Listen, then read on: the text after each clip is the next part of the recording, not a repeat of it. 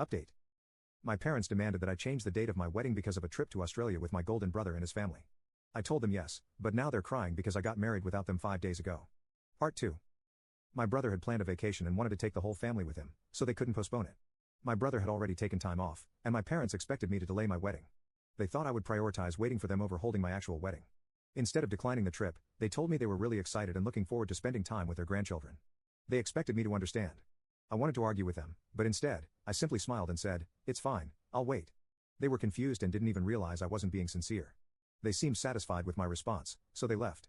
I talked to my wife about it, and she was equally surprised. We had always known that my brother was more important to them, but for them to so blatantly disregard me was just so disrespectful. Obviously, we had no intention of waiting or postponing our wedding and decided to go ahead with it, with or without them. So, 5 days ago, around the time we were supposed to get married, we went ahead and had the wedding, and we posted about it that afternoon. This shocked my parents because I had promised to wait, but I didn't. When they saw the photos, they started calling and texting me immediately, but I ignored them because it was my wedding day. I didn't even bother reading the messages until the next day. The following morning, when I woke up, I read the messages they had sent me, and it was exactly what I expected. They said they were very disappointed in me and that they never expected me to betray them like that. I decided to contact them and talk about what had happened because I really had a lot to say, and I'm sure they felt the same way about me. They didn't take long to answer my call, and as soon as they did, they started yelling at me. They said they had never felt so insulted as they did the day before. Everyone was shocked that I hadn't invited them to my wedding. Since I wasn't close to the rest of my family and was a bit introverted, no one had expected to be invited to my wedding, but everyone apparently believed my parents would be there without a doubt. They were surprised to see the photos and not find my parents anywhere. So, the whole family had a lot of questions. It was typical of my parents to care more about what others thought than about what they had put me through. Anyway, I decided to tell them what I thought and explain that I had no intention of waiting for them to return from their vacation with my brother and his family, even though I had said I would. I knew arguing with them would be pointless. It wasn't like they were going to turn down a trip with their golden child and his family, even if it meant missing my wedding. I was already very busy and didn't have the energy to argue with them, which is why I promised to wait. In my opinion, I was completely justified in what I was doing, and I didn't owe them an explanation. I also mentioned everything that had happened in the past, how they never believed my brother was a horrible and arrogant person, and how they always treated me unfairly. Even now, they couldn't see that my brother had specifically chosen the time to invite them on vacation because he knew it was more special to them. If he could make them skip my wedding, it would be the biggest victory for him. That's exactly what happened.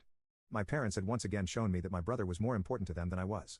Now, they had no right to question my decisions because I was tired of them, and I wasn't going to be sidelined anymore. I was about to hang up, but my parents told me that apparently, my brother didn't know I was getting married around that time. They said that if I had told them that I wanted them at my wedding and wasn't willing to wait, they would have declined the trip and been with me instead.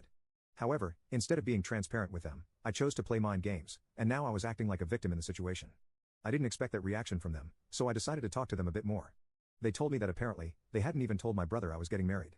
Since I hadn't invited the rest of my family, they didn't know either, so he had no idea I was getting married around the same time he was going on vacation. He had invited them without any hidden motives. Apparently, they only decided to talk to me because they knew that if they chose to go on vacation with my brother and his family, it was unlikely they would have such an opportunity in the near future since my brother has been very busy since starting his own business. So instead of simply turning down the trip without talking to me, they decided to ask if I would be comfortable with the idea of postponing my wedding for a couple of weeks. If I had said no and been honest with them, they would have turned down the vacation and been at my wedding.